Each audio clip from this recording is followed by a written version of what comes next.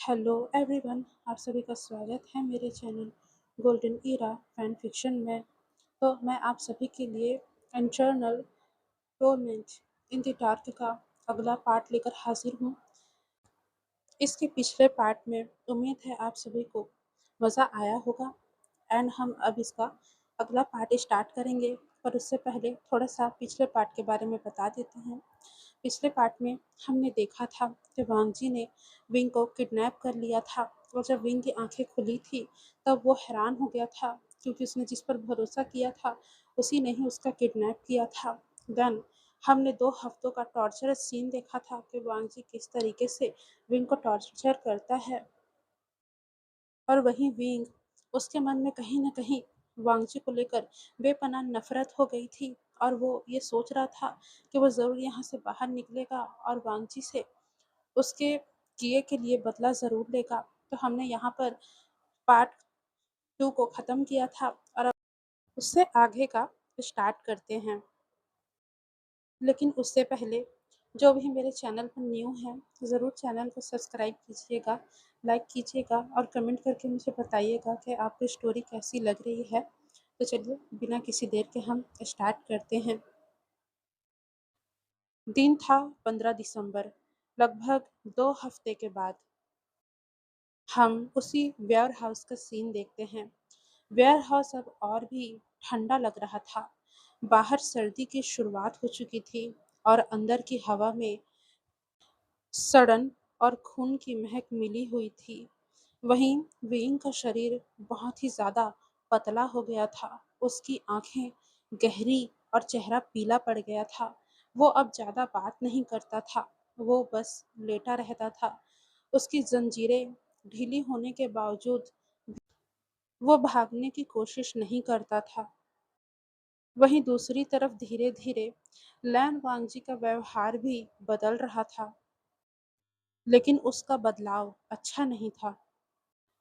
वांगजी पहले कंट्रोल में रहता था, शांत और कैलकुलेटेड, लेकिन अब वांगजी के जुनून में एक अजीब सी बेचैनी थी। वांगजी रोज विंग के पास आता, विंग को घूर घूर कर देखता, उसे छूता, उसके साथ रात गुजारता और जब उसका मन भर जाता तो वो विंग को वहीं छोड़कर चला जाता। लेकिन आज आज कुछ अलग सा लग रहा था। शाम के लगभग 8 बजे हुए थे। वांगजी आज ऑफिस से जल्दी लौट आया था। उसके हाथ में एक बोतल थी विस्की की। वो रेयरली ही कभी कभार पीता था, लेकिन आज वांगजी पी रहा था। उसने बहुत ज़्यादा पी रखी थी। उसका चेहरा बुरी तरीके से लाल हो गया था, आंखें चमक रही थी, लेकिन उसकी आंखें कोई खुशी में नहीं चमक रही थी। ऐसा लग रहा था जैसे आज कुछ अनहोनी होने वाली थी, कुछ ऐसी अनहोनी जो शायद इस कहानी को बदल के रख देगी। वांगजी वेयर हाउस पहुंचा।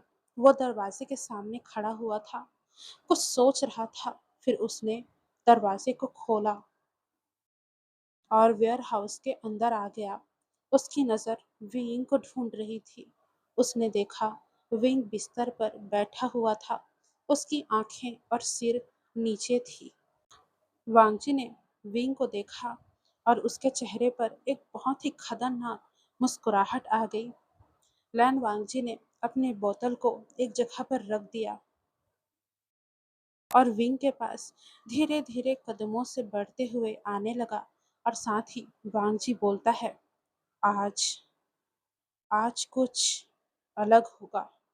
मेरा मन कह रहा है आज कुछ अलग होगा। ऐसा कहकर वो विंग के पास बढ़ने लगता है, लेकिन विंग जो उसकी बातें सुन रहा था, लेकिन विंग ने कोई भी जवाब नहीं दिया। उसने कुछ भी नहीं कहा और वांगजी ये सब देख भी रहा था कि उसकी बातों का विंग कोई भी जवाब नहीं दे रहा है। वांगजी ने पहले तो विंग को देखा, फिर उसके बाद वो वापस से अपने विस्की के बॉटल के पास गया जो उसने साइड में रखी थी। उसे उठाया और उसका एक घूंट लिया और फिर बोला, मैंने सोचा था कि तुम मेरे हो गए हो वेइंग, पर तुम अब भी मेरे नहीं हुए। क्यों? हम्म? क्यों तुम मेरे नहीं हुए वेइंग? तुम्हारी आंखों में अभी भी वो चिंगारी है, अभी भी, जो मुझे बहुत ज़्यादा अजीब-सा महसूस कराती है। तुम्हें ऐसा नहीं लगता कि तुम्हें अपने आप को मेरे लिए बदलना चाहिए? हुँ? वांगजी की बात को सुनकर विंग ने धीरे से कहा, मैं तुम्हारा नहीं बन सकता। विंग ने जैसे ही ये बोला, वांगजी का चेहरा बदल गया। उसका गुस्सा फूट पड़ा, जो काफ़ी दिनों से उसके अंदर भरा पड़ा था। उसने बोतल ज़मीन पर पटक दी और विंग को धक्का देकर बिस्तर पर उसके ऊपर चढ़ आया। वांगजी ने गुस्से में कहा, तुम मेरे हो, समझे? सिर्फ मेरे। तुम्हारे कह देने से कि तुम मेरे नहीं हो, ये बदल नहीं जाएगा कि तुम मेरे हो। इतना कहकर वांगजी ने विंग के गाल पर जोरदार थप्पड़ मारा। विंग का सिर इधर उधर हो गया। वांगजी का थप्पड़ इतना जोरदार था कि विंग को थोड़ी ही देर में अपने मुंह में खून का स्वाद महसूस होने लगा। तुम क्यों नहीं समझते? लैन वांगची ने चिल्लाया। उसने मुक्के मारने चालू कर दिए, पेट में, छाती में, चेहरे पर। विंग ने हाथ उठाने की कोशिश की, बचने की कोशिश की, लेकिन वो बहुत ज्यादा कमजोर था। वो गिर पड़ा। वांगची बहुत बुरी तरीके से विंग को मार रहा था। लैन वांगची ने उसके बाल से उसे पकड़कर उठाया और बोला, तुम मेरे हो, सिर्फ मेरे हो। विंग ने फुसफुसाकर कहा, मार दो, बस मार दो। ये सुनकर लैन वांगजी और भी ज्यादा गुस्से में आ गया। उसने विंग को बिस्तर पर पटका और दोनों हाथों को बिस्तर के बगल में बांध दिया, यानी कि अगल बगल बांध दिया। जंजीरों से नहीं, बल्कि रस्सी से। रस्सी इतनी कसकर उसकी कलाई पर बंधी हुई थी कि ऐसा लग रहा था कि विंग की कलाई कट जाएगी।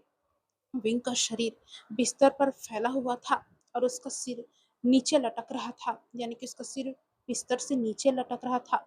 बिस्तर के किनारे से बाहर उसके आंखों से आंसू बह रहे थे। लैन वांची ने अपनी शर्ट उतारी और बोला, आज तुम समझ जाओगे कि तुम किसके हो, और फिर दोबारा तुम्हारे मुंह से वो शब्द नहीं निकलेंगे जो मुझे पसंद नहीं है। इतना कहकर वांगजी ने बहुत ही ज़्यादा फोर्सफुली विंग के साथ ज़बरदस्ती करना शुरू कर दिया।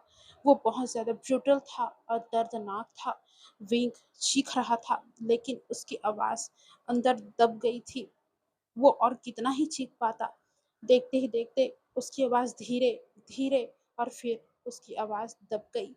दर्द इतना था कि उसकी सांसें रुक रही थी।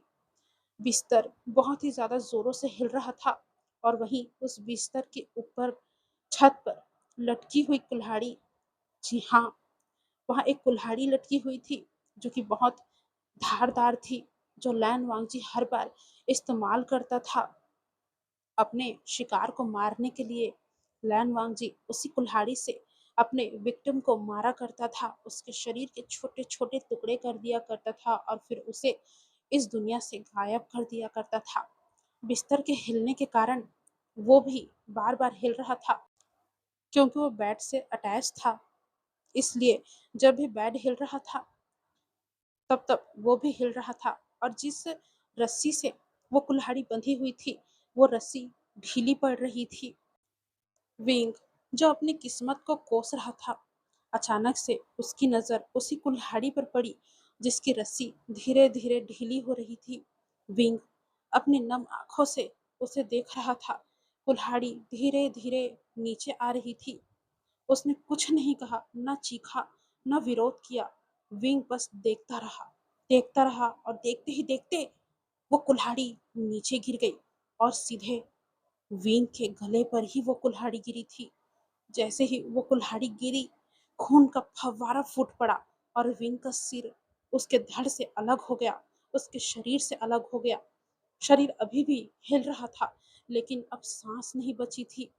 वहीं वांगजी वो अपनी दरिंदगी करने में बिजी था।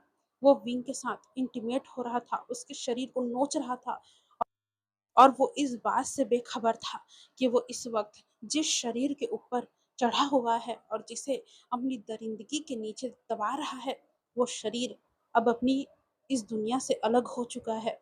विंग विंग अब नहीं रहा था, लेकिन वांगची को इस बात की खबर नहीं थी।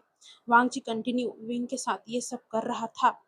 लगभग 1 घंटे के बाद वांगची को रियलाइज हुआ कि विंग का शरीर ठंडा हो रहा है। वो अभी भी अपने काम में लगा हुआ था। फिर उसे काफी ज्यादा डीपली महसूस हुआ कि विंग का शरीर ठंडा हो रहा है। वांगची को थोड़ा अजीब लगा। उसने अपना सिर ऊपर उठाया और विंग के चेहरे की तरफ देखा, लेकिन विंग का सिर नीचे लटका हुआ था। वांगजी को उस वक्त कुछ समझ में नहीं आया, इसलिए वांगजी थोड़ा सा ऊपर गया ताकि उसे विंग का सिर नजर आए, और विंग का सिर उसे जमीन पर पड़ा हुआ नजर आया, खून से लथपथ। उसकी आंखें खुली हुई थी, और ये देखकर लैन वांगजी की सांसें रुक सी गई। वो पीछे हट गया। उसने पहली बार डर महसूस किया। उसकी आंखों में डर था। नहीं, न, न, नहीं। वांगजी ऐसा हड़बड़ा गया था। वो देख रहा था। फिर वो धीरे धीरे वापस से देखने के लिए गया, और उसने देखा कि वाकई में विंग का सर उसके धड़ से अलग हो गया था। उसने विंग के सिर के पास अपनी उसी कुल्हाड़ी को देखा जिससे उसने ना जाने कितनों को मार डाला था। लेकिन अभी जिस इंसान की मौत हुई है, वो भी बिना उसके पता चले, इस चीज ने उसे बहुत ज्यादा हैरान कर दिया था। वांगची वहीं पर बैठ गया। वो घंटों वहीं बैठा रहा। उसे सदमा सा लग गया था। फिर काफी घंटे बीत जाने के बाद वो उठा धीरे धीरे, और उसने प्लास्टिक शीट निकाली और विंग के लाश को लपेट लिया। यानी कि विंग के लाश को अच्छे से उस प्लास्टिक शीट में पैक कर दिया, और खून साफ किया, कमरे को अच्छे से धोया। और ये सब करते करते लगभग रात के 2 बज गए थे। वांगची के हाथ में बड़ा सा थैला था जिसमें विंग की लाश थी, और वो पूरा कमरा देख रहा था कि कहीं कुछ सबूत तो नहीं बचे हैं ना। जब वांगची को रियलाइज हो गया कि हाँ, यहाँ अब कुछ भी सबूत नहीं है, उसने एक गहरी सांस ली और एक बार फिर से उस बैग को देखा जिसमें विंग की लाश थी। फिर रात के 2 बजे के आसपास उसने विंग की लाश को कार में डाला, और उस कार को लेकर इधर उधर जाने लगा। वो देख रहा था कि उसे अगर कोई अच्छा ठिकाना मिल जाए तो वहीं ही विंग की लाश को ठिकाने लगा देगा। वांगची कुछ टाइम तक इधर उधर घूमने लगा। फिर उसे एक काफी बड़ी नदी दिखाई दी। वांगची ने उस नदी को फॉलो किया, और वो उस नदी के उस हिस्से में चला गया जहाँ बहुत ज्यादा गहराई थी। वो नदी के किनारे में रुका और लाश को निकाला। पहले वो उस पॉलीथीन को देख रहा था। उसके मन में पछतावा था या नहीं, ये तो पता नहीं, पर वो थोड़ी देर तक उस पॉलीथीन को घूर रहा था। फिर उसने लाश को पानी में फेंक दिया। पानी ने धीरे धीरे उस लाश को अपने अंदर निगल लिया, और वांगची ये सब देखता रहा। वांगची कार में बैठा था, लेकिन उसके हाथ कांप रहे थे। ये ये ये, ये खत्म हो गया, खत्म हो गया ये वांगजी बड़बड़ा रहा था। लेकिन वांगजी ये नहीं जानता था कि ये अभी खत्म नहीं हुआ है। ये तो बस एक शुरुआत थी, उसके अंत की शुरुआत। दिन था 15 दिसंबर। रात के 3 बजे हुए थे। लैन वांगजी कार में बैठा हुआ था। हाथ अभी भी उसके कांप रहे थे। नदी का पानी काला और ठंडा था। विंग की लाश को पूरी तरीके से वो नदी निगल चुकी थी। कोई आवाज नहीं, कोई चीख नहीं, बस पानी की लहरें और बारिश की बूंदें छत पर गिर रही थी। वांगजी स्टीयरिंग व्हील को पकड़े हुए था। उसकी आंखें खाली थी। पहली बार उसके मन में कुछ टूटता हुआ उसे महसूस हुआ। वो जो कभी डरता नहीं था, आज उसकी रूह कांप रही थी। ये गलती नहीं थी, वांगजी ने खुद से बोला। वो मेरे लिए था। फिर कैसे? कैसे? लेकिन आवाज़ में अब वो यकीन नहीं था। वांगजी सदमे में था। उसे यकीन नहीं हो रहा था कि ये कैसे हो गया, पर वो ज़्यादा समय तक वहाँ रुक नहीं सकता था। वो वापस घर लौट आया, अपने अपार्टमेंट में घुसा, अपने कपड़े उतारे जिस पर खून के धब्बे लगे हुए थे। उसने उन कपड़ों को अच्छे से धोया और एक लॉन्ग शावर लिया। गर्म पानी के नीचे वो खड़ा रहा, लेकिन उसके अंदर से ठंड कहीं भी नहीं गई। लगभग सुबह के 6 बजे वांगजी बिस्तर पर लेटा, लेकिन नींद उसकी आंखों में कहीं भी नहीं थी। बार-बार उसकी आंखों में वही सीन दोहराया जा रहा था।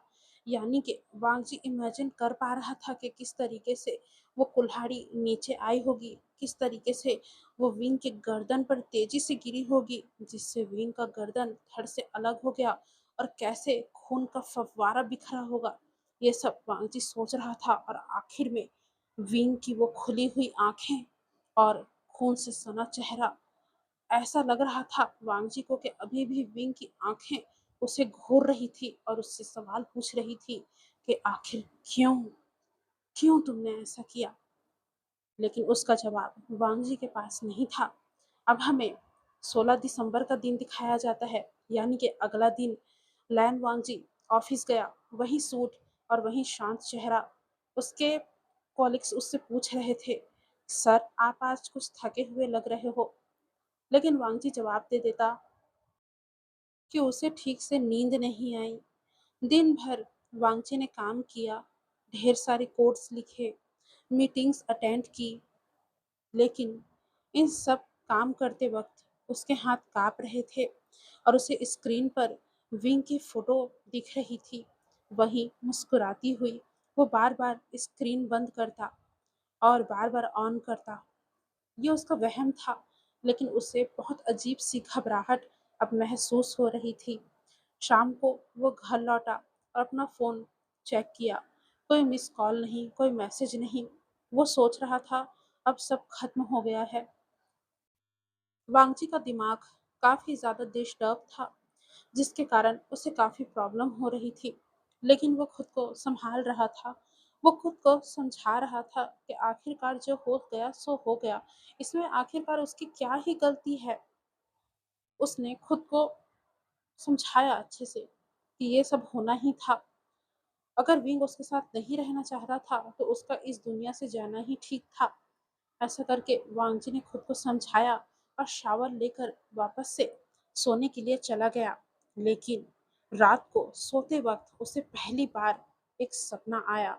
सपने में विंग खड़ा हुआ था। उसका गला कटा हुआ था और खून बह रहा था। वो मुस्कुरा रहा था। उसका सिर जमीन पर था। वांगजी की नज़र जब ज़मीन पर पड़ी, तब देखा कि विंग का जो सिर था वो धीरे-धीरे-धीरे ऊपर उठ रहा है और विंग ने अपनी गर्दन को अपने हाथ पर पकड़ लिया है और मुस्कुराकर वांगजी से बोल रहा है, तुमने सोचा सब खत्म हो गया, लैन वांगजी। जैसे ही वांगजी ने सपने में ये देखा, वो झट से उठ बैठा। वो पसीने से तरबतर था। वांगची ने इधर-उधर देखा, लेकिन पूरे कमरे में अंधेरा था। वांगची ने तुरंत ही कमरे की लाइट्स को ऑन कर दिया और वो इधर-उधर देखने लगा, लेकिन वहाँ पर कोई नहीं था। वांगची गहरी-गहरी सांसें ले रहा था, क्योंकि वाक़ई में उसने अभी जो देखा, वो बहुत ही ज़्यादा भयानक था। लेकिन उसने किसी तरीके से खुद को सँभाला और वो फिर सोया ही नहीं। वो बेड पर टिक कर बैठ गया और वो बस अपनी की गई चीज़ों को सोच रहा था और जो आज यानी कि कल रात जो हुआ था, वो उन सब चीज़ों के बारे में सोच रहा था कि आखिरकार अब क्या होगा? वो कैसे विंग की यादों से अपना पीछा छुड़ा पाएगा? यही वांगची बार-बार सोच रहा था। वहीं बाहर की दुनिया में उसी समय जियांग चैंग और नी हुसैंग और साथ ही वैन निंग अब हर दिन पुलिस स्टेशन तो जाते ही थे, लेकिन अब जवाब कुछ बदल गए थे। इंस्पेक्टर ने कहा था, 1 महीने हो गए हैं कोई बॉडी नहीं मिली है, कोई सबूत नहीं मिला है। ज़्यादातर ऐसे केस में हम केस को क्लोज़ कर देते हैं, जिस पर जियांग चैंग ने चिल्लाकर कहा, "क्लोज़? तुम केस को क्लोज़ करोगे और मेरा भाई गायब है, तुम कुछ नहीं करोगे?" मैं किसे ही बोल रहा हूँ, 1 महीने हो गए हैं, 1 महीने। 1 महीने का मतलब समझते हैं ना इंस्पेक्टर, कि 1 महीने में कितने दिन होते हैं, कितने घंटे होते हैं, कितने मिनट होते हैं और कितने सेकंड होते हैं, जिसको आपने गँवाया है। अगर आप एक अच्छे इंस्पेक्टर होते, तो अभी मेरा भाई मेरे सामने होता, ना कि उसे मुझे ढूँढना पड़ रहा होता। ऐसा कहकर जियांग चैंग इंस्पेक्टर पर चिल्ला रहा था। वहीं इंस्पेक्टर भी मजबूर था, क्योंकि उसे अपनी तरफ से काफ़ी ज़्यादा कोशिश की थी, लेकिन मीन का कोई भी पता नहीं चला था। वहीं न्यू सिंह रोते हुए बोलता है, "वो ज़िंदा तो होगा ना? पता नहीं कहाँ है। इंस्पेक्टर प्लीज़, प्लीज़ उसका पता लगाइए। वो कहाँ होगा? प्लीज़ बताओ, बताओ कहाँ होगा? Wing, wing." ली हुसैन और जियांग चैंग की बात को सुनकर इंस्पेक्टर ने अपना सिर झुका लिया और उसने बोला, उम्मीद कम है, लेकिन फाइल ओपन रहेगी और हम कोशिश करते रहेंगे। इंस्पेक्टर के इतना कहने के बाद वो तीनों के तीनों, यानी कि जियांग चैंग, ने हुसैन और वैन निंग, बिना कुछ कहे घर लौट आए। वो तीनों अब घर में हॉल पर बैठे हुए थे और वो तीनों काफ़ी ज़्यादा परेशानी में लग रहे थे। तभी जियांग चैंग कहता है, मैं नहीं मानता कि वो जिंदा है।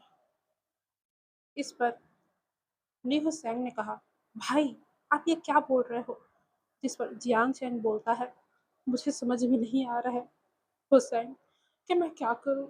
हमने हमने बहुत कुछ करके देख लिया, पर उसका कोई सुराग नहीं मिल रहा है। और ना जाने क्यों मेरा दिल इतना घबरा रहा है। मुझे ऐसा लग रहा है कि जैसे वो इस दुनिया में है ही नहीं। हम बस एक हवा को ढूँढ रहे हैं। मुझे मुझे पहले ऐसा नहीं महसूस हो रहा था, लेकिन ना जाने कुछ कुछ घंटों से कुछ घंटों से मुझे ऐसा लग रहा है जैसे वो हमसे हमसे बहुत दूर जा चुका है, बहुत दूर, जहाँ जहाँ शायद हम उसे कभी नहीं ढूँढ पाएँगे, कभी भी नहीं। ये सुनकर न्यू हसैन की आँखों से आँसू बहने लगते हैं और वही जियांग चैंग, वो भी रो ही रहा था। तभी वैन निंग ने अपना फ़ोन उन लोगों के सामने किया और उन लोगों को दिखाया कि सोशल मीडिया पर अब उनके पोस्ट बहुत कम हो गई हैं और जो लोग उन्हें सपोर्ट कर रहे थे, वो भी उन्हें लगभग-लगभग भूल गए हैं। तभी न्यू हुसैन ने रोते हुए कहा, "पर हम नहीं भूलेंगे, हम अपने विंग को नहीं भूलेंगे, कभी नहीं भूलेंगे। हम और कोशिश करेंगे ना, देखना देखना वो मिल जाएँगे हमें। ऐसे कैसे हम उन्हें भूल सकते हैं? भाई, चैक भाई, देखना आप हिम्मत मत हारो, वो हमें ना मिल जाएँगे। इतने इतने दिन हो गए, कोई सबूत नहीं मिला, इसी कारण बस आपका मन घबरा रहा है। ऐसा ऐसा मत बोलो मेरे भाई के लिए, वो बिल्कुल ठीक होंगे, सही सलामत होंगे, उनको कुछ नहीं होगा, कुछ नहीं होगा ना वैनिंग, बोलो ना, वैनिंग बोलो ना, उसे कुछ नहीं होगा ना। लेकिन वैनिंग भी कुछ नहीं कह रहा था, क्योंकि वैनिंग का दिल भी घबरा रहा था। वही जियांग चैंग, वो तो पूरी तरीके से टूट चुका था। वो अपना सिर नीचे कर लेता है और अपने और विंग के बिताए हुए खूबसूरत पलों को याद कर रहा होता है और साथ ही उसके आंखों से बहुत सारे आंसू गिर रहे होते हैं। अब हमें 17 दिसंबर से लेकर 30 दिसंबर तक का समय दिखाया जाता है। लैन वांगची की ज़िंदगी अब नॉर्मल हो गई थी। ऑफिस, घर, यही उसकी रूटीन बन चुकी थी। लेकिन उसकी रातें उसकी रातें बहुत ज़्यादा अब अलग हो गई थी। वो अब शराब ज़्यादा पीता था। उसे नींद आने पर भयानक-भयानक सपने आते थे। उसे सपने में विंग की हँसी और उसकी चीखें सुनाई देती थी और साथ ही उसका वो खून से सना हुआ चेहरा, ये भी उसे दिखाई देता था। एक रात वो ना जाने क्यों, लेकिन वेयरहाउस गया। उसने फिर से उस वेयरहाउस के कमरे को साफ किया। वांगजी खड़ा होकर उस कमरे को देख रहा था कि तभी वो अपने कदमों से उसे बेड के पास आया और उसने ऊपर उस कुल्हाड़ी को लटके हुए देखा। वो कुल्हाड़ी बिल्कुल साफ थी, चमकती हुई। उस पे अब कोई भी खून नहीं लगा हुआ था।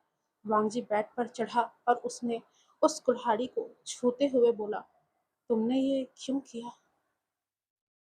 मैंने तो ऐसा नहीं करने का सोचा था ना। फिर तुमने क्यों किया?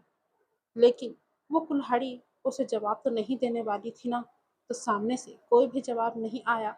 वांगजी उसे देखता रहा और फिर कुछ समय के बाद वो अपने घर वापस लौट आया। अब हमें 31 दिसंबर का समय दिखाया जाता है। न्यू ईयर का शाम हो चुकी थी और लैन वांगजी अकेले अपने घर पर था। वो बाहर न्यू ईयर के सारे पटाखे फूट रहे थे और लोग जश्न मना रहे थे, खुशी मना रहे थे। और वांग जी वो अकेला बालकनी में खड़ा हुआ था। शहर की लाइट्स को वो जगमगाते हुए देख रहा था। तभी उसे कुछ अजीब सा महसूस होने लगा। वांगजी ने पहले इसे नज़रअंदाज किया, लेकिन अब उसकी बेचैनी और ज़्यादा बढ़ने लगी थी।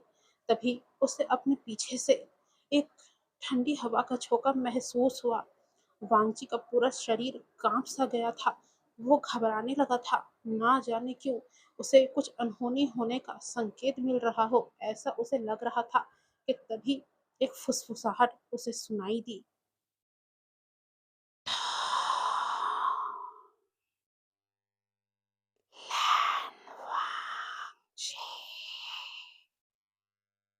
क्या तुम्हें ये नज़ारे पसंद आ रहे हैं? वांगजी ने जैसे ही ये आवाज सुनी, वो झट से पीछे मुड़ा, लेकिन उसके पीछे उसे कुछ भी नजर नहीं आया। उसे बस अंधेरा नजर आ रहा था, क्योंकि उसके अपार्टमेंट की लाइट जा चुकी थी। और वांगजी हैरान था, क्योंकि कभी भी उसके अपार्टमेंट की लाइट जाती ही नहीं थी। वांगजी ने वहां ऐसी सुविधाएं भी लगा रखी थी कि अगर लाइट चली गई तो दूसरी लाइट्स ऑन रहेंगी। कभी भी उसके मैंशन में या फिर उसके अपार्टमेंट में या फिर उस वेयर हाउस में कभी भी लाइट्स नहीं जाती थी। इसलिए वांगजी और भी ज्यादा डरा हुआ था। वांगजी बालकनी में खड़ा होकर उस अंधेरे कमरे को देख रहा था, लेकिन वो फुसफुसाहट उसके काफी ज्यादा करीब से आई थी। ऐसा लग रहा था जैसे वो जो भी चीज़ थी, वो उसके कानों के पास ही थी। लेकिन वांगजी को तो अभी कुछ भी नज़र नहीं आ रहा था। लेकिन वांगजी की पीठ में एक सिरहन सी दौड़ गई थी। उसे बहुत अजीब लग रहा था।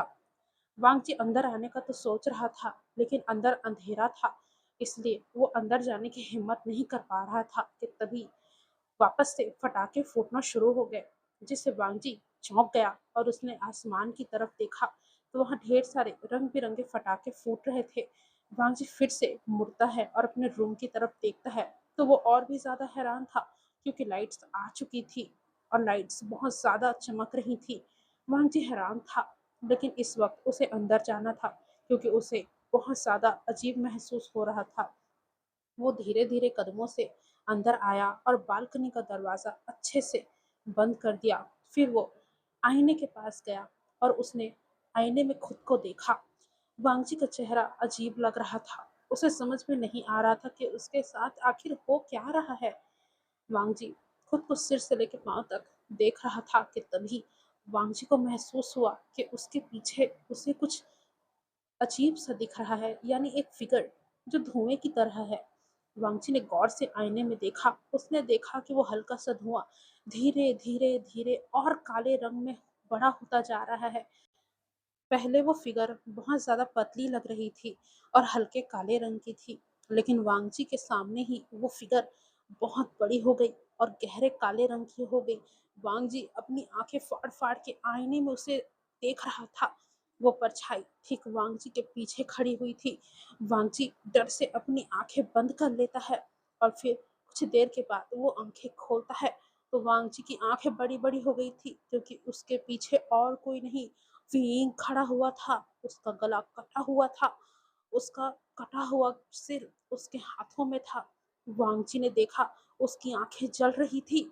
ये देखकर वांगजी ने झट से अपनी आंखें बंद कर ली और चिल्लाया, नहीं, नहीं, ये एक सपना है, ये एक सपना है, नहीं सपना है, ये सपना है। कुछ समय के बाद वांगजी ने फिर से अपनी आंखें खोली तो वहां पर वांगजी को कुछ भी नजर नहीं आया। वांगची ने वो मिरर ही तोड़ दिया था क्योंकि वो सीन दोबारा नहीं देखना चाहता था। वो डरते डरते पीछे मुड़ा और देखा, लेकिन वहां पर अब कुछ भी नहीं था, कुछ भी नहीं। वांगजी का दिल डर से कांप रहा था।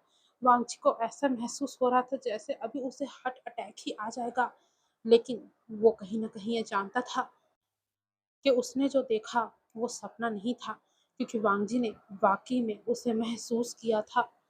वाकई में उसने उसे देखा था। ये बात वांगची को काफी हद तक डरा रही थी और वांगची डर भी रहा था। अब हमें कुछ समय स्किप करके दिखाया जाता है। नया साल आ चुका था, यानी कि जनवरी का समय था। जनवरी 2026। विंग के मौत को अब पूरे 3 हफ्ते बीत चुके थे। लैन वांगजी की जिंदगी बाहर से तो बिल्कुल नॉर्मल लग रही थी। ऑफिस में प्रोफेशनल की तरह वो बात करता, नॉर्मली चलता, सब चीज़ परफेक्ट था। सहकर्मी भी उसे स्टोन कोल्ड प्रोफेशनल कहते थे। लेकिन हर चीज़ें जो बाहर से अच्छी दिखे, अंदर से भी परफेक्ट हो, ऐसा हो नहीं सकता। वांगजी बाहर से तो अच्छा दिख रहा था, लेकिन उसके मन के अंदर तूफान चल रहा था। वो अंदर से टूट रहा था। उसकी रातें अब बहुत ज़्यादा खराब हो गई थी। एक रात वो अपने बिस्तर पर लेटा हुआ था कि तभी उसके कमरे की लाइट्स अचानक से बंद हो गई। अब सिर्फ उसके कमरे में शहर की लाइट्स खिड़कियों से आ रही थी। वांगजी डर गया था क्योंकि उसे अंधेरे से आजकल बहुत ज़्यादा डर लगने लगा था। वो डर रहा था। तभी उसे फिर से एक फुसफुसाहट महसूस हुई। तो वांगजी आज रात मेरे पास नहीं आए क्यों? मैं तो तुम्हारा इंतजार कर रहा था, वांगजी। वांगजी ने जैसे ही ये आवाज सुनी, वो हड़बड़ी में उठकर बैठ गया। उसने जब कमरे में अपनी आंखें घुमाई तो कमरा उसे खाली नजर आया। वांगजी कांप रहा था। कौन है? कौन है? कौन है? मेरे सामने आओ, मैं तुम्हें जान से मार डालूंगा। कौन है? ये कहते वक्त वांगची की आवाज कांप रही थी, लेकिन बदले में उसे दूसरी तरफ से कोई भी आवाज नहीं आया। वांगची डर तो रहा था, लेकिन फिर भी वो उठा। उसने लाइट्स को चेक की, लेकिन लाइट्स बिल्कुल ठीक थी। फिर आखिरकार लाइट्स बंद क्यों हो गई? उसे थोड़ा डर लग रहा था, लेकिन वो खुद को संभाल रहा था। उसने अपना फोन ढूंढा। वो किसी को बुलाने के बारे में सोच रहा था ताकि ये लाइट्स ठीक हो जाए, लेकिन उसका फोन उसके हाथों में आता उससे पहले ही लाइट्स ऑन हो चुकी थी। ये देखकर वांगजी को थोड़ा राहत महसूस हुआ, लेकिन अभी भी वो डर रहा था। जैसे ही लाइट्स वापस आई, वांगजी ने सबसे पहले पूरे रूम को अच्छे से छान मारा, लेकिन उसे वहां कोई भी नजर नहीं आया। वो बालकनी में भी गया, लेकिन कोई सबूत नहीं था कि कोई अंदर आया हो। फिर उसने उस आईने की तरफ देखा जिसे उसने उस रात तोड़ दिया था। जब उसने उस आईने को तोड़ा था तो वो वैसा का वैसा ही था। वांगजी ने उसे ठीक नहीं कराया था और ना ही साफ किया था, लेकिन अभी वो टूटा हुआ आईना बिल्कुल न्यू था। ऐसा लग रहा था जैसे वो कभी टूटा ही नहीं था। ये देखकर वांगची की सांसें रुक सी गई थी, क्योंकि उसे अच्छे से याद था कि उसने ये आईना तोड़ दिया था। फिर आखिरकार ये आईना वापस से कैसे ठीक हो गया? वांगची घबरा रहा था और उस आईने में उसका चेहरा साफ साफ नजर आ रहा था। वांगजी धीरे धीरे उस आईने की तरफ बढ़ने लगा था, लेकिन वो ज्यादा पास नहीं गया था। ये क्या? ये तो टूट गया था।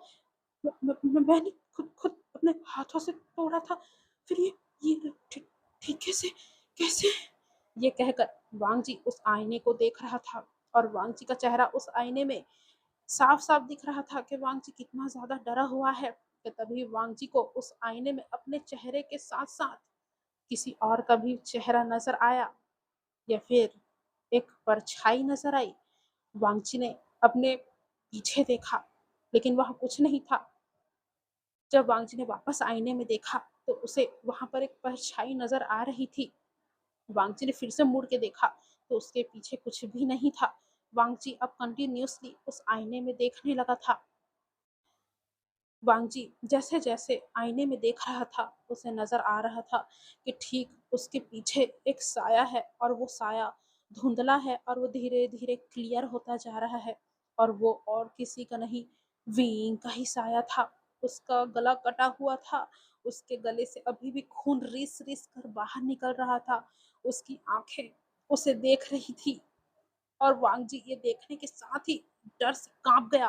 वांगजी ने पीछे मुड़कर देखा तो पीछे उसे कोई भी नजर नहीं आ रहा था और जैसे ही वांगजी ने फिर से आईने में देखा तब विंग का साया गायब हो चुका था। वांगजी पीछे हट गया। उसका हाथ उसके दिल पर था। उसका दिल तेजी से धड़क रहा था। ये कुछ नहीं है, कुछ भी नहीं है। ये बस थकान है। मैंने बहुत ज़्यादा काम कर लिया है। बस ये थकान है और कुछ नहीं, कुछ भी नहीं है वांग जी, कुछ भी नहीं है। ऐसा कहकर वो खुद को समझा रहा था, लेकिन वांग जी जानता था कि ये थकान नहीं है, ये थकान नहीं है, ये रियलिटी है। वांग जी जानता था, लेकिन वो इसे मान नहीं रहा था। अब अगली रात वांग जी बेड पर लेटा हुआ था और सोने की कोशिश कर रहा था, लेकिन जैसे ही उसकी आंखें बंद होती उसे विंग के सपने आने लगते थे। कभी विंग का सर कटा हुआ उसे नजर आता था जो उसे मुस्कुराकर अपने पास बुला रहा होता था, तो कभी विंग का सिर उसके शरीर से जुड़ा हुआ होता और उसके हाथों में उसी की ही वांगजी की वो कुल्हाड़ी होती और वो वांगजी से कहता, क्या तुम अब मुझे नहीं काटना चाहोगे? ऐसा कहकर वो वांगजी को बुला रहा होता। ऐसे-ऐसे सपने वांगजी को आने लगे थे जिसके कारण वांगजी सोने से बच रहा था। पर क्या कर सकते हैं, नींद तो सबको ही आती है और अब वांगजी को भी आ रही थी और वांगजी जैसे अपनी आँखें बंद करता है, फिर से उसे एक सपना आता है। वांगजी उस सपने में देखता है कि विंग उस वेयरहाउस में खड़ा हुआ है। उसके हाथ में वही कुल्हाड़ी है और वो वांगची को देखकर मुस्कुरा रहा था और फिर वो वांगची से कहता है, तुम्हें क्या लगा? हाँ, क्या लगा तुम्हें? तुमने सोचा मैं चला गया? नहीं, नहीं लैन वांगची, मैं ऐसे कैसे चला जाऊंगा? मैं अभी भी यही हूँ। तुम अब रात में वेयर हाउस क्यों नहीं आते? मैं तो तुम्हारा इंतजार कर रहा होता हूँ। क्या तुम अब मेरे साथ अपने नीड्स को पूरा नहीं करना चाहते? हाँ? क्यों? आओ ना, देखो ना मैं कब से तुम्हारा इंतजार कर रहा हूँ। आओ ना, वांगजी।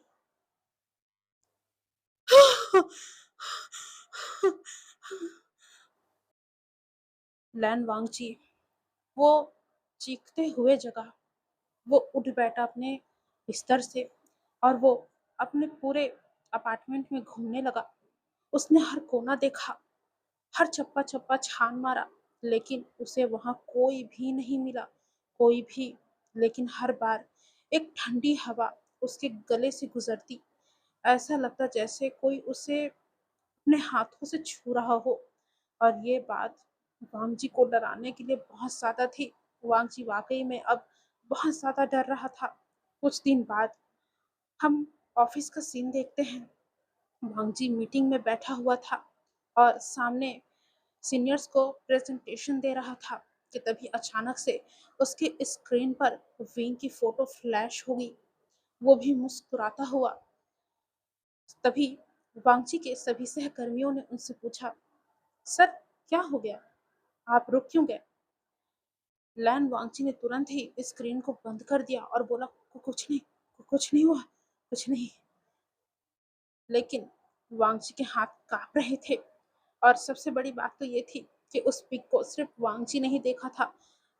किसी भी वांग जी के कॉलीग्स ने नहीं देखा था, इसलिए जब वांग जी ने स्क्रीन अचानक से बंद कर दी, तो सभी कॉलीग्स काफ़ी ज़्यादा हैरान हो गए थे, क्योंकि वांग जी तो बहुत अच्छे से प्रेजेंटेशन दे रहा था, फिर उसने अचानक से स्क्रीन को बंद क्यों कर दिया? इससे पहले कि वांग जी के कॉलीग्स और सीनियर्स वांग जी से कुछ पूछते, वो वहाँ से निकल गया और उसके सभी बाकी के दोस्त उसे देखते रह गए। वांग जी अपना काम किसी तरीके से ऑफिस में करता है और फिर वो घर लौट आता है। वो अब दवा लेने लगा था, स्लीपिंग पिल्स लेता था वो, ताकि उसे अब कोई फुसफुसाहट परेशान ना कर सके। लेकिन नींद की दवा के कारण वो गहरी नींद में चला तो जाता था, लेकिन उस गहरी नींद में भी बेहोशियान आ जाता था। वो वांगजी को वहां डराता था, उसे उसके कर्मों के बारे में बताता था, जिससे वांगजी कांपने लगता था। नींद में वो फुसफुसाहट अब और भी साफ वांगजी को सुनाई देती थी। वांगजी साफ साफ सुन सकता था कि विंग क्या क्या बोल रहा है। विंग सपनों में बोलता था, तुमने मुझे मार डाला। क्यों मार डाला? अब मैं तुम्हें मारूंगा, बिल्कुल वैसे ही जैसे तुमने मुझे मारा है लैन वांगजी। तुम्हें कुल्हाड़ी चलाना बहुत पसंद है ना? टुकड़े टुकड़े करते हो इंसानों के शरीर के। कैसा रहेगा अगर मैं तुम्हारे शरीर के टुकड़े टुकड़े कर दूं, वो भी तुम्हारी ही कुल्हाड़ी से? मजा आएगा ना? जैसे तुम दूसरों की मौत को देखकर खुश होते हो, वैसे ही अपनी मौत को देखकर खुश होगे ना लैन वांग जी? वांग जी हड़बड़ाकर सपने से उठा। वो पसीने से तरबतर था। वो इधर-उधर देख रहा था, लेकिन उसे कुछ भी नज़र नहीं आया। वो समझ चुका था कि ये सब उसे उसके कर्मों का ही फल मिल रहा है। उसने अपना फ़ोन ढूँढा और अपना फ़ोन उठाया। उसे बहुत ज़्यादा डर लग रहा था। उसने अपना फ़ोन लिया और अपने भाई ग्लेन चैन को कॉल किया। दूसरी तरफ ग्लेन चैन ने कॉल उठाया तो वांग जी ने कहा, भाई, भाई। वांग जी, क्या हुआ वांग जी? भाई मेरी बात सुनिए, मुझे कुछ कुछ ना हो रहा है भाई, मुझे मुझे कुछ हो रहा है, मैं खुद को संभाल संभाल नहीं पा रहा हूँ, मेरे पास आइए। क्या हुआ वांग जी? क्या हो रहा है तुम्हें? मुझे बताओ भाई, क्या हो रहा है? मुझे नहीं पता भाई, मुझे नहीं पता मुझे क्या हो रहा है, बस बहुत बहुत अजीब हो रहा है, मुझे मुझे बचाइए, मेरे पास आइए, मैं खुद को संभाल नहीं पा रहा हूँ भाई, मेरे पास आइए। मुझे मुझे डर लग रहा है, वो मार देगा, मार देगा भाई, मार देगा। वांगजी की बातों को सुनकर लैंस चैन ने चिंता से पूछा, क्या हुआ वांगजी? क्या तुम बीमार हो? हाँ, बताओ, क्या हुआ? जिस पर वांगजी कहता है, मुझे ना, मुझे कोई देखता है भाई, देखता है मुझे। तभी से चैन ने पूछा, कौन कौन देखता है? जिस पर वांगजी ने कहा, वो वो एक लड़का जिसे मैंने। वांगजी इतना कहकर रुक गया और उधर से सिचन ने बोला, तुम क्या कह रहे हो वांगजी? शायद तुम्हें डॉक्टर के पास जाना चाहिए। तुम डॉक्टर के पास जाओ मेरे भाई। ठीक है, तुम तुम जाओ और डॉक्टर तुम्हें क्या बोलता है वो मुझे ज़रूर बताना। अपना ध्यान रखो। तुम सुन रहे हो? हेलो? हेलो? वांग जी? वांग जी? हेलो? लेकिन वांग जी ने फ़ोन रख दिया था। वांग जी सोच रहा था कि आखिरकार वो अपने भाई को क्या बताए कि उसने उस लड़के के साथ, यानी विंग के साथ क्या किया था। वो बस बताने ही वाला था, लेकिन क्या वाक़ई में वो बता देता? नहीं, वांगची ने खुद को रोक लिया था। वांगची ये बात नहीं बता सकता कि आखिरकार उसने विंग के साथ क्या किया था, क्योंकि अगर विंग वाली बात पता चली, तो आज तक उसने जो कुछ भी किया है, जितने भी लोगों को मारा है, वो सभी के सभी चीज़ें सामने आ जाएँगी और फिर वांगजी नहीं बचेगा। ये वांगजी जानता था, लेकिन अभी जो उसके साथ हो रहा है, क्या उससे वांगजी बचेगा? वांगजी को इसकी खबर नहीं थी, लेकिन वांगजी इतना जानता था कि वो एक बहुत बड़ी मुसीबत में फंस चुका है। और उस मुसीबत का नाम वीइंग है, जो खुद वांगजी ने अपने गले में बाँधा है। और वहीं बाहरी दुनिया में उसी समय जियांग चैंग अब अकेला रह गया था और नीह सेंग और वैन निंग भी थक चुके थे।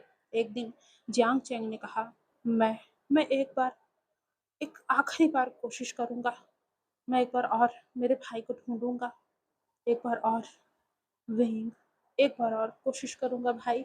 उम्मीद करता हूँ कि तुम मुझे मिल जाओ। ये कहकर जियांग चैंग एक बार फिर से उस इंडस्ट्रियल एरिया में जाने का सोचता है। उसने तय कर लिया था कि वहाँ ज़रूर जाएगा और एक बार जी जान लगाकर फिर से विंग को ढूँढने की कोशिश करेगा। लेकिन इस बारे में जियांग चैंग ने निह सेंग और वैन निंग को नहीं बताया था, क्योंकि वो इस बार अकेले जाना चाहता था। जियांग चैंग उसने कार निकाला और वो उस रास्ते की तरफ चला गया जहाँ से वो रास्ता उसे उस वेयर हाउस तक पहुँचाएगा। वो अकेला ही कार लेकर गया था। रात के लगभग 11 बज रहे थे और जियांग चैंग वो वेयर हाउस के पास रुका। उसने देखा कि दरवाज़ा बंद था।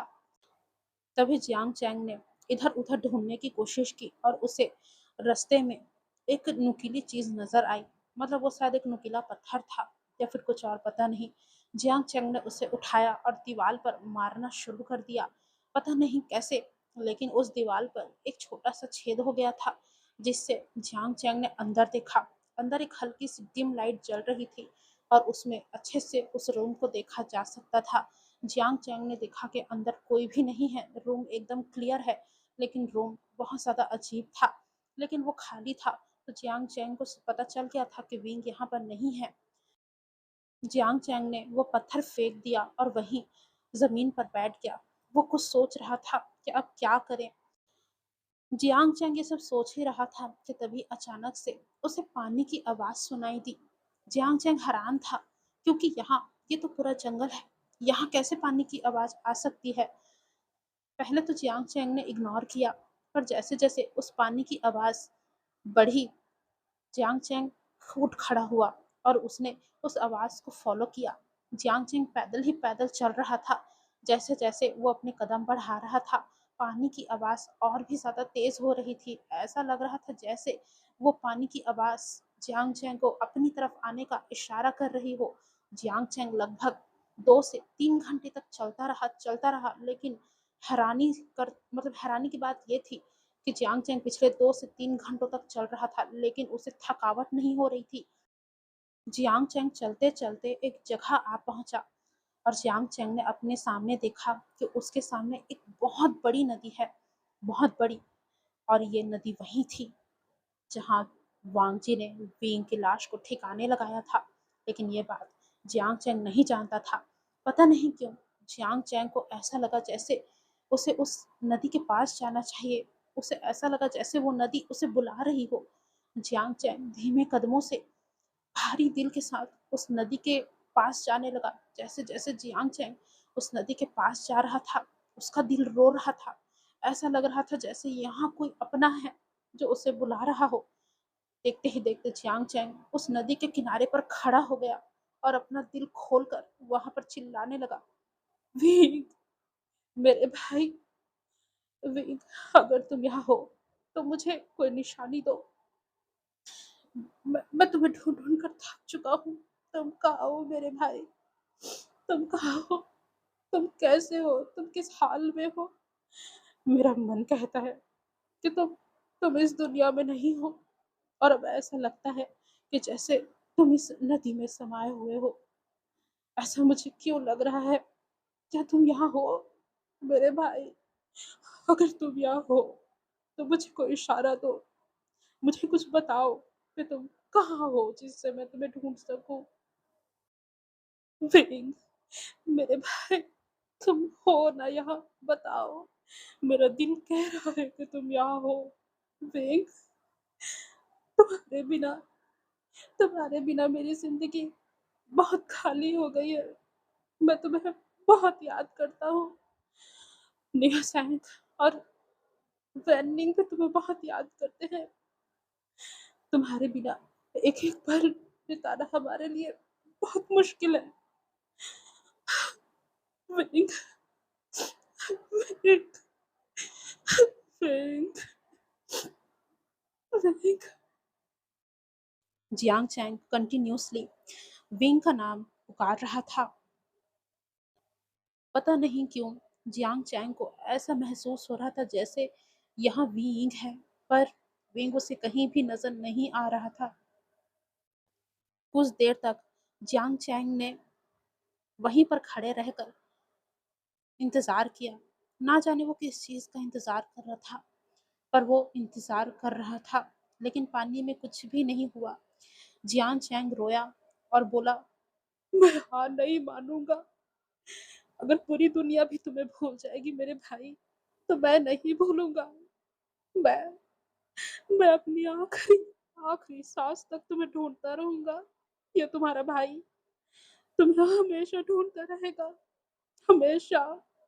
अगर तुम मुझे इस दुनिया में नहीं मिले, तो मैं उस दुनिया में आके तुम्हें ढूंढूंगा। मेरे भाई, तुम डरना मत, मैं तुम्हारे साथ हूँ, मैं तुम्हारे साथ हूँ। लेकिन वो जानता था, जियांग चैंग वो जानता था कि उम्मीद अब बहुत कम थी, बहुत कम। लेकिन यहाँ इस नदी के पास जियांग चैंग अपने आप को रोक नहीं पा रहा था। वो रो रहा था, उसका दिल भी बहुत रो रहा था। जियांग चैंग को यहाँ पर बहुत स्ट्रॉन्ग बॉन्ड महसूस हो रहा था। उसे ऐसा लग रहा था जैसे विंग यहीं बस है। उसके सारी बातों को, उसके आंसुओं को, उसके एक एक शब्द को विंग सुन रहा है। लेकिन जब भी जियांग चैंग देखता, तो उसे दूर दूर तक सिर्फ पानी ही नजर आता और कुछ भी नजर नहीं आता। जियांग चैंग कुछ देर वहां पर और रहा, लेकिन फिर वह वहां से चला गया। जैसे ही जियांग चैंग चला गया, हम देखते हैं कि उस नदी से खून के बुलबुले उठने लगे थे और वहां पर रोने की आवाज भी आ रही थी। लेकिन जियांग चैंग उसे सुन नहीं पाया, क्योंकि तब तक वो बहुत आगे निकल चुका था। वो रोने की आवाज जियांग चैंग से कह रही थी, तुमने सही सोचा, मैं अब इस दुनिया में नहीं हूँ। चैंग, मैं जा चुका हूँ मेरे भाई, पर मैं तुम्हें कभी नहीं भूलूंगा। मैंने भी तुम्हें, निहसन और वैनी को बहुत याद किया, लेकिन अब हम नहीं मिल सकते इस जन्म में। अगले जन्म अगर मुझे मिला, तो मैं यही चाहूंगा कि तुम तीनों मेरे भाई बनो, और खासकर तुम जियांग चैंग, मेरे भाई। चैंग, मेरे साथ बहुत बुरा हुआ, बहुत बुरा हुआ भाई, बहुत बुरा हुआ। मैं डरता था, मुझे आज भी अकेले डर लगता है, पर मैं उस इंसान को नहीं छोड़ूंगा जिसने मेरे साथ यह सब किया है।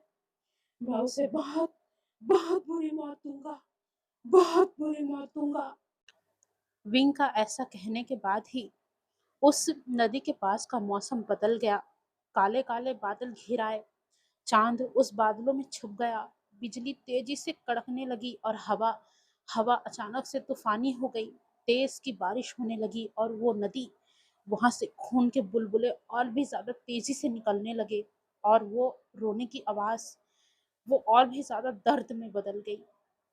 और जियांग चैंग वो अपनी कार की तरफ चला गया था, अपने दिल पर पत्थर रखकर, क्योंकि जैसे जैसे वो उस नदी से दूर जाता जा रहा था, ऐसा लग रहा था जैसे वो विंग से दूर जाता जा रहा है। लेकिन वो ज्यादा समय रुक भी नहीं सकता था। जियांग चैंग वहां से पूरी तरीके से अब जा चुका था, और विंग वहां रोता रह गया था। उसी समय अब हम लैन वांगची को देखते हैं। लैन वांगची के घर पर उसी रात वो बालकनी में खड़ा हुआ था। तभी उसे एक हंसी सुनाई दी, और वो हंसी और किसी की नहीं, विंग की थी। ऐसा लग रहा था जैसे वो हंसी काफी दूर से आ रही हो, लेकिन वो हंसी काफी ज्यादा ठंडी थी और क्लियरली वांगजी को सुनाई दे रही थी। लैन वांगजी का शरीर डर से कांपने लगा था। वांगजी ने पीछे मुड़कर देखा, लेकिन उसे वहां कोई भी नजर नहीं आया। लेकिन उसकी गर्दन पर एक ठंडा सा स्पर्श वांगजी को महसूस हुआ। वांगजी को ऐसा लगा जैसे कोई उसके गले को पकड़ रहा हो।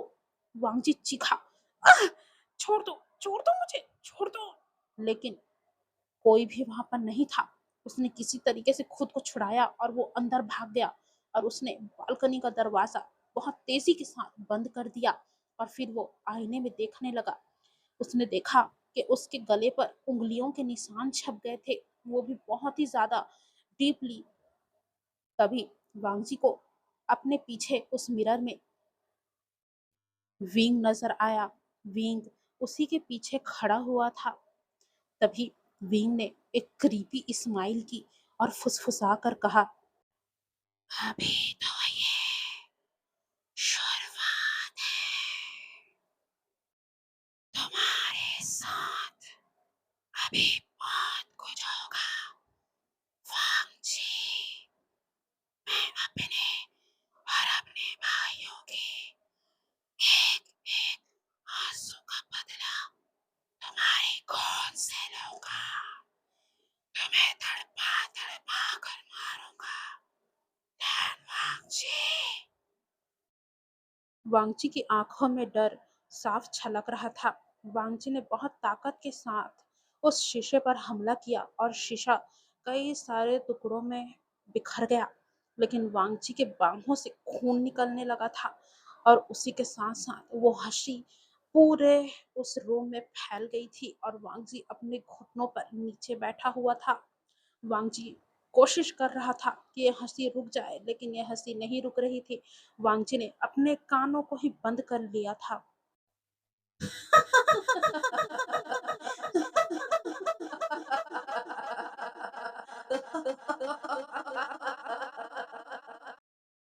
बस करो, बस करो, बस करो, मुझे नहीं सुनना चाहता, बस करो। वांगजी चिल्ला रहा था, लेकिन वांगजी जितना चिल्लाता उतनी ही वो हंसी दुगनी तिगुनी तेजी से बढ़ जाती। वांगजी ने अपने कानों को बहुत ही ज्यादा तेजी से बंद करके अपने घुटने पे अपना सिर छुपा रखा था, लेकिन इसका कोई फायदा नहीं था, कोई भी नहीं, क्योंकि वो हंसी अभी भी उसे सुनाई दे रही थी। वांगजी को ऐसा महसूस हो रहा था जैसे ये हंसी उसके कानों को चीर के रख देगी, लेकिन करनी भी तो वांगजी की ही थी, तो भुगतना तो वांगजी को पड़ेगा ही। अब जनवरी महीने का आखिरी समय आ गया था, यानी कि जनवरी महीने के एंड का समय। विंग की मौत को अब लगभग 6 हफ्ते हो चुके थे। लैन वांगजी अब घर से बाहर बहुत कम निकलता था। वो ऑफिस जाता था, लेकिन मीटिंग्स में वो अक्सर चुप रहता था। उसके सारे सहकर्मी ये सब चीजें नोटिस करने लगे थे और वो सभी वांगजी से पूछते भी थे, क्या हुआ वांगजी, क्या तुम ठीक हो? सर, क्या आप ठीक हैं? वांगजी के सारे दोस्त, हालांकि वांगजी के काफी चुनिंदा दोस्त थे जो सिर्फ ऑफिस में उनसे मिला करते थे, वो लोग भी वांगजी से पूछते थे कि भाई तुझे हुआ क्या है, तू ठीक तो है ना? और वहीं वांगजी के जूनियर्स और वांगजी के सीनियर्स ने भी उससे पूछा था, लेकिन आखिर वांगजी बताता ही क्या। वांगची बस सिर हिला देता और बोलता, मैं ठीक हूँ, बस आजकल नींद अच्छी नहीं आती, इसी के कारण तबीयत ठीक नहीं है। जैसे ही लोग ये बात सुनते, वो उन्हें बोलते, यानी कि वांगची को बोलते कि उन्हें हॉस्पिटल जाना चाहिए, नींद की दवा लेनी चाहिए या फिर छुट्टी लेनी चाहिए, शायद उन्होंने ज़्यादा ही काम कर लिया है। लेकिन वांगची ने क्या कारनामे किए हैं ये उनके दोस्त नहीं जानते थे। अगर जानते तो शायद वो लोग वांगची के बगल में बैठना भी पसंद नहीं करते। वांगची के दिन तो अब नॉर्मल थे, लेकिन उसकी रातें बहुत ज़्यादा खूंखार हो गई थी। उसकी रातें ऐसी थी कि वांगची को अब उसे सहन करना बड़ा मुश्किल हो गया था। एक रात वो अपने बिस्तर पर था, लाइट्स जलाकर सोने की कोशिश कर रहा था, क्योंकि अब उसे अंधेरे से बहुत ज़्यादा डर लगने लगा था। जब भी अंधेरा होता तो उसे ऐसा लगता कि कहीं पर से विंग निकल के आएगा और उसे गला दबाकर मार देगा। इस कारण से वो लाइट्स को ऑन करके रखता था। वांगची ऐसे ही लेटा हुआ था, वो कोशिश कर रहा था कि नींद आ जाए, लेकिन नींद कहीं भी उसकी आंखों में नहीं थी, उसने बस अपनी आंखें बंद कर रखी थी। तभी हम देखते हैं कि अचानक से बेड साइड टेबल पर रखा गिलास अपने आप हिलने लगा था। वो खुद ब खुद बहुत तेजी के साथ हिल रहा था और गिलास अचानक से गिर गई।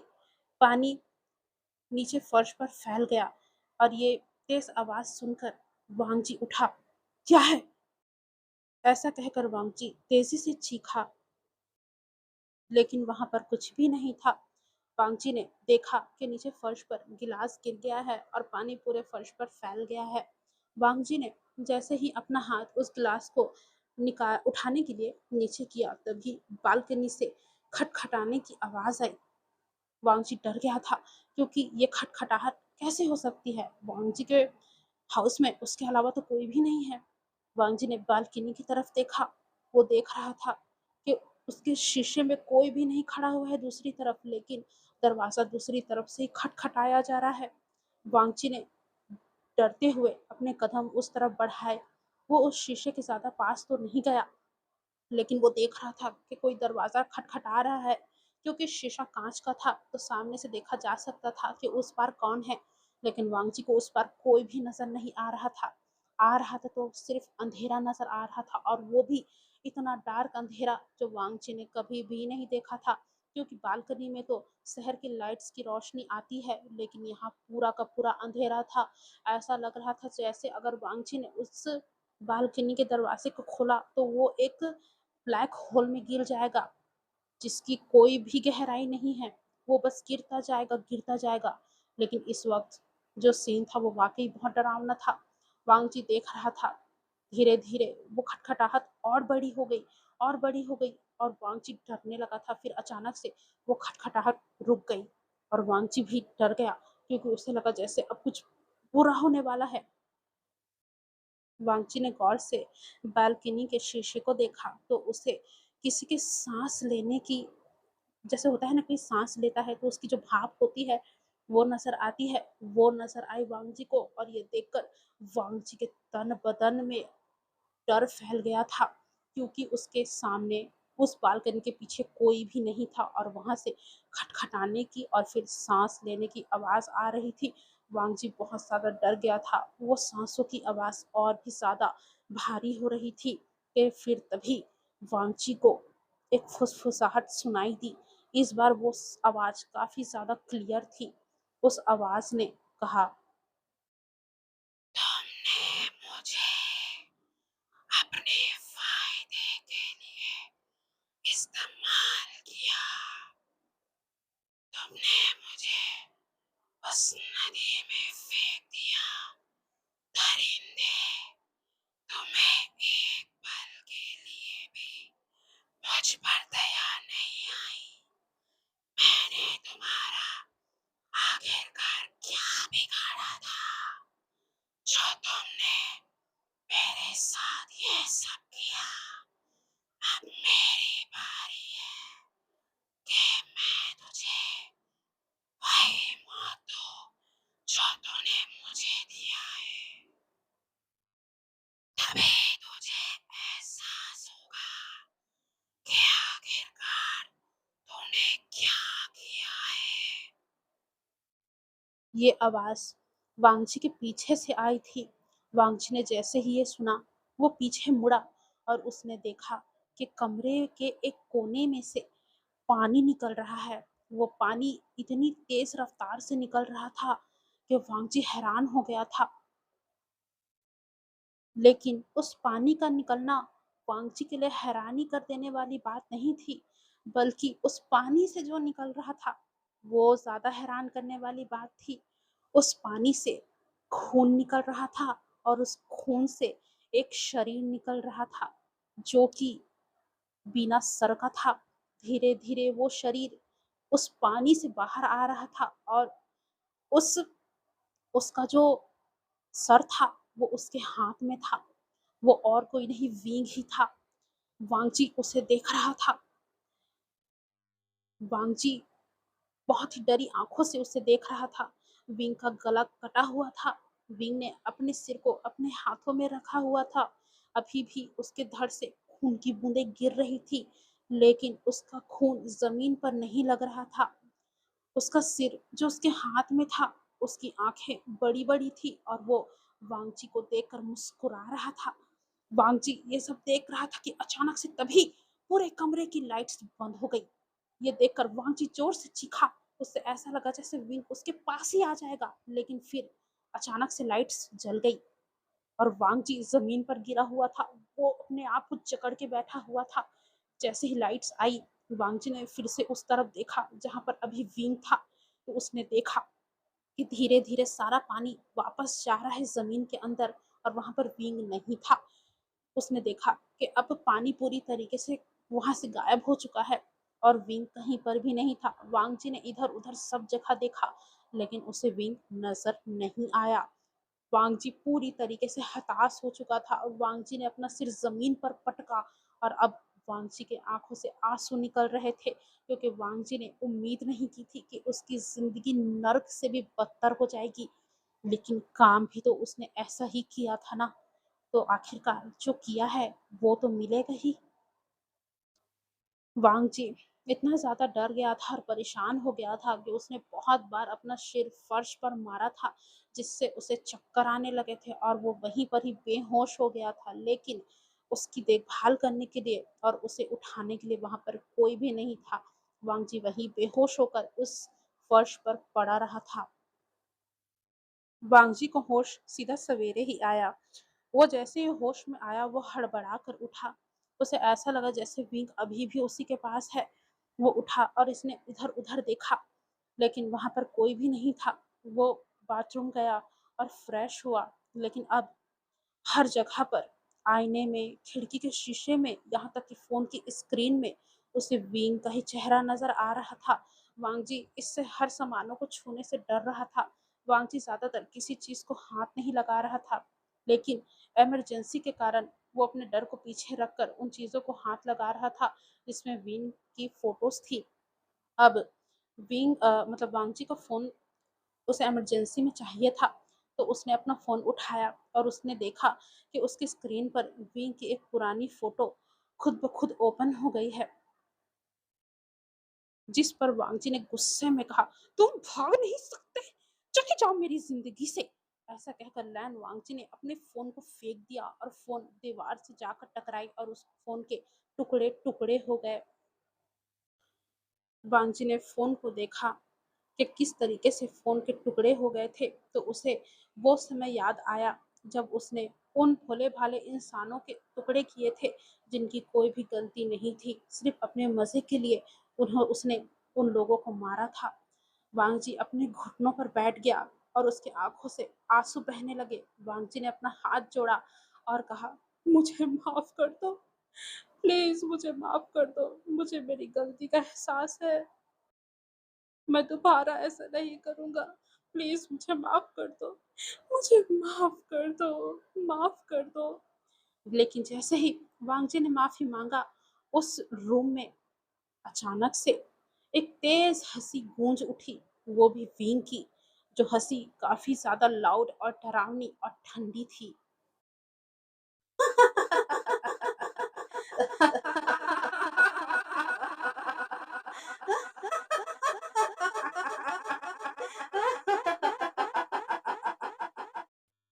और वांगची बस वहाँ माफ़ी माँगता रह गया, लेकिन वहाँ पर उसे माफ़ी देने वाला अब कोई भी नहीं था, क्योंकि उसने हद से ज़्यादा ही अपने काम कर लिए थे, जो उसे नहीं करना चाहिए था।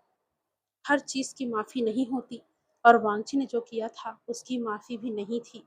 वांगजी ने जो किया है, वो उसे ज़रूर से ही भुगतना पड़ेगा और ये वांगजी अब जान चुका था, पर फिर भी वो माफ़ी माँग रहा था। अब अगले दिन वांगजी डॉक्टर के पास गया। लैंस चैन ने जबरदस्ती उसे एक साइकियोलॉजिस्ट के पास ले जाने का फैसला किया था और उसे वो वहां पर ले गया था। इस वक्त वांगजी डॉक्टर के सामने बैठा हुआ था और डॉक्टर वांगजी को घूर रहे थे। तभी डॉक्टर ने वांगजी से पूछा, तो मिस्टर लैन, आप मुझे बताएंगे कि आपको क्या हो रहा है? अगर आप खुलकर नहीं बताएंगे तो मैं कैसे आपकी बीमारी को पकड़ पाऊंगा, आपको क्या हुआ है ये पता लगा पाऊंगा। अब घबराइए नहीं, खुलकर मुझे सारी बात बताइए और देखिएगा आप एकदम ही ठीक हो जाएंगे। आपको डरने की ज़रूरत नहीं है। मुझे बताइए कि आपको क्या हुआ है। लेकिन वहीं लैन वांगजी ने हिचकिचाकर कहा, मुझे कोई देखता है, एक लड़का जिसका जिसका गला कटा हुआ है और वो मेरे कानों के पास आकर फुसफुसाता है। वांगजी ने बहुत मुश्किलों से ये सारी बातें बताई थी और लैन सिचैन भी बहुत ज़्यादा हैरान हो गया था। फिर लैन सिचैन ने डॉक्टर से पर्सनली पूछा था कि आखिरकार हुआ क्या है, जिस पर डॉक्टर ने कहा था कि इनको शायद हेलुसिनेशन हो रहे हैं, स्ट्रेस है, गिल्ट है या फिर पीटीएसडी। मैं कुछ दवा दूंगा, उन्हें कंटिन्यू लीजिएगा और ये ठीक हो जाएंगे। और मुझे यकीन है कि आप इनका अच्छे से ध्यान रखेंगे, इनका ख्याल रखिएगा, देन ये नॉर्मल हो जाएंगे। और इसे ज़्यादा स्ट्रेस मत मत लेने दीजिएगा, स्ट्रेस इनके लिए अच्छा नहीं है। जिस पर सिचन ने भी हाँ में सिर हिलाया। सिचन को अपने भाई के लिए बहुत दुख हो रहा था।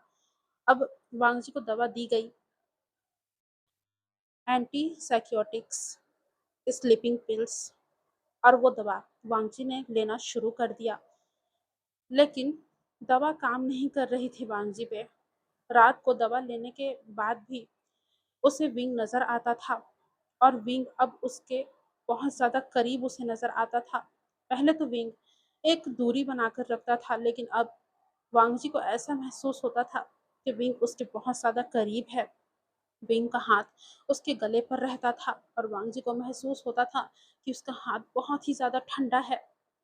और वांग जी को अक्सर ऐसा महसूस होता था कि विंग उसके गले को दबा रहा है बहुत बुरी तरीके से, जिससे वांग जी के गले पर अक्सर निशान देखने को मिलते थे। और विंग फुसफुसाकर वांग जी से पूछा भी करता था, ये दर्द तुम्हें कैसा लग रहा है, लैन वांग जी?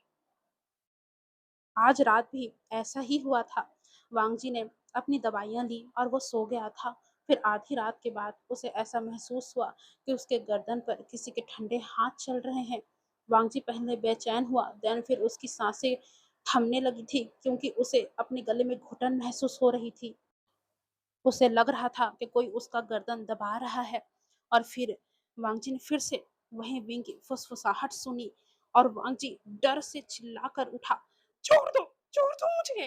पर विंग ने बहुत ही ज्यादा तेजी से वांगजी का गर्दन दबा रखा था। वांगजी की आंखें खुली तो उसने देखा कि जो विंग है वो वांगजी के सीने पर बैठा हुआ है और विंग का सिर विंग के हाथों में है। और विंग की जो सिर है वो बहुत ज़्यादा क्रीपी तरीके से वांगजी को घूर-घूर के देख रही है और मुस्कुरा रही है। देन विंग का एक हाथ वांगजी के गर्दन पर है। वांगजी इतना ज़्यादा डर गया कि वो ज़ोर-ज़ोर से चिल्लाने लगा, छोड़ दो मुझे, छोड़ दो। पर विंग बिल्कुल भी ऐसा नहीं कर रहा था। वो बिल्कुल भी वांगजी को नहीं छोड़ रहा था। पर वांगजी ने हार नहीं मानी। वांगजी ने कोशिश की और फिर आखिरकार विंग ने उसे किसी तरीके से छोड़ दिया और फिर वो भागने लगा।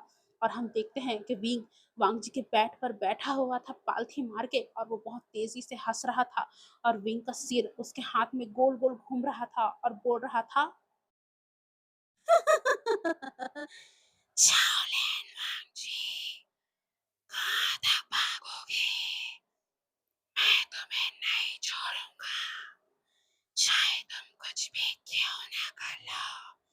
चलो भागो, मैं तुम्हारे पीछे आ रहा हूँ।